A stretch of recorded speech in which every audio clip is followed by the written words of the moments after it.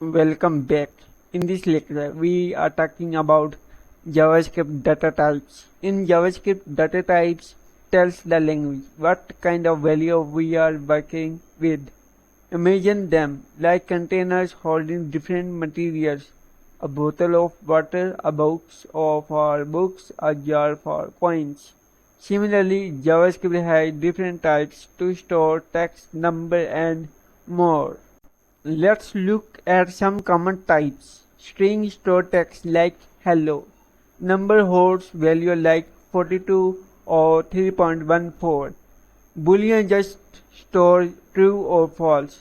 Undefined mean a variable exists but has no value yet. And null is when we intentionally set it to nothing. Here's a quick look at data types in code. We use let to declare variables and assign different data types. A string for name, a number for age, a boolean for true or false, and so on.